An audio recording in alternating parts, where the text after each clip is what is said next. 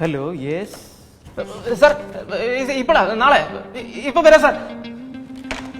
എന്ത് പറ്റിയടാ ഒരു ടെൻഷൻ പോലെ? അയാളുടെ ക്യാബിനിലോട്ട് ചെല്ലാൻ പറഞ്ഞു. എന്തിനാണോ എന്തോ. ചുമ്മാ ചെന്ന് നോക്ക്, വല്ല പ്രൊമോഷനോ മറ്റോ കിട്ടിയാലാ.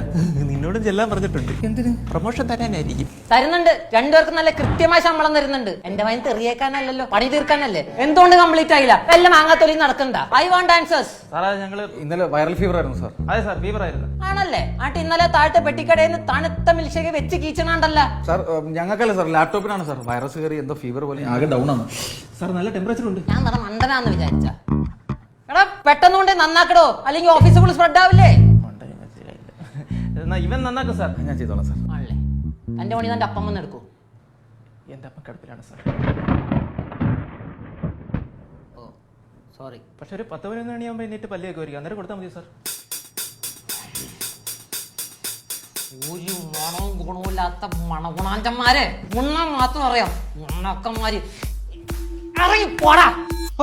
എനിക്ക് മടുത്തി പണി. ഞാൻ പേപ്പർ ഇടാൻ പോവാ. എടാ പേപ്പർ ഇടാനൊക്കെ പോയിട്ട് എന്ത് കിട്ടാനടാ? അത് മാത്രമല്ല വെളുപ്പിനൊക്കെ എനിക്ക് പണിക്ക് കൊണ്ടിരുട്ടോ. ഞാൻ റിസൈൻ ചെയ്യാൻ പോകുന്നു. എടാ നീ ഇമോഷന്റെ പുറത്ത് കടുത്ത തീരുമാനം എടുക്കില്ല, ഞാൻ ഒറ്റപ്പെട്ടു പോയില്ലേ. നീ എന്തൊക്കെ പറഞ്ഞാലും ഞാൻ റിസൈൻ ചെയ്യാൻ പോകും. നീ അയാളോട് തന്നെ എടുത്ത് മടിയെടുക്കും. ഉറപ്പാണോ? ഉറപ്പാ.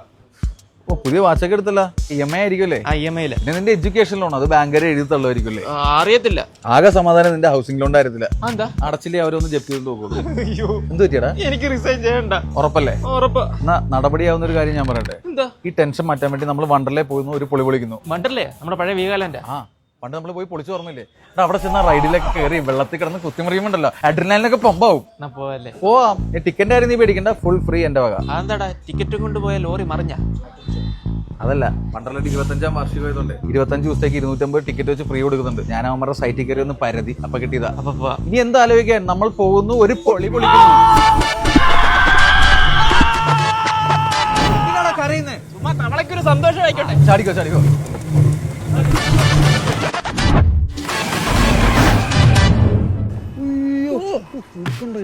Hello hello. ഇത് ഏതീ കൊരങ്ങച്ചൻ ഇവിടെ കണ്ടല്ലോ? അടുത്ത് നിൽക്കുന്ന കൊരങ്ങനെ നോക്ക്. ഇയാളെന്താ ഇവിടെ നമ്മളെ കണ്ട് കണ്ട് കണ്ട് ഇങ്ങോട്ട് വരുന്നു. എടാ കള്ളം പറഞ്ഞ് ലീവ് എടുത്ത എന്റെ ഐഡിയ എന്ന് പറയലടാ. പോടാ. Sorry sir. സോറിയാ? എന്തിന്? അല്ല സാർ, വർക്ക് കംപ്ലീറ്റ് ചെയ്യാതെ ലീവ് എടുത്ത്. അയ്യോ ഒരു കീച്ചങ്ങട് തന്നാളുണ്ടല്ല. ഇതൊക്കെ തലയിൽ വെച്ചോണ്ടാണ് വണ്ടർലയിൽ വന്നത്. അതങ്ങടെ വീട്ട് ഞാൻ നോക്കിക്കോളാം. ശരിക്കും? ആന്ന് ഞാനിവിടെ മിക്കവാറും വരാറുണ്ട് ഈ വർക്ക് പ്രഷർ കളഞ്ഞ് ചില്ലാവാനായിട്ട്.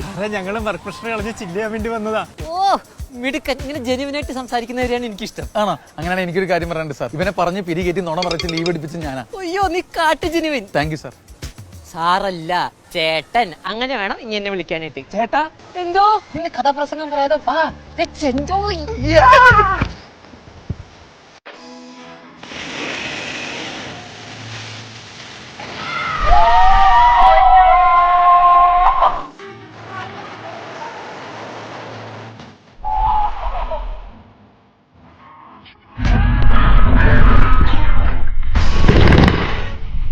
നല്ലൊരു മനുഷ്യനല്ലേ? ഓ തങ്കക്കുടം. അദ്ദേഹത്തെ പറ്റി എന്തൊക്കെ മ്ലേച്ഛമായ വാക്കുകളാണ് നീ ഓഫീസിൽ നിന്ന് പറഞ്ഞത്? പറ്റിപ്പോയി.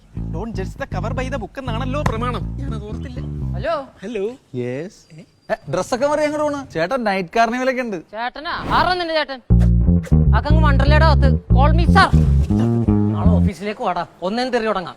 നോണാച്ചിയും പറഞ്ഞ് ലീവ് എടുത്ത് വന്നേക്കാം കുന്തളിക്കാനായിട്ട്. ഒരു 4-5 തെറി പഠിക്കണം. എനിക്ക് ബോറടിച്ച് നിങ്ങൾ വിളിച്ചു വിളിച്ച്. ഇയാളെന്താടാ അന്യനും? നമ്മൾ അമ്പി നാളത്തെ കാര്യം അറിയിച്ചൊരു ടെൻഷൻ ആവുന്ന. നീ ടെൻഷൻ അടിക്കട്ടാ. ടെൻഷനൊക്കെ നമുക്ക് കാര്യം തീർക്കാം. ഏത് കാറിൽ?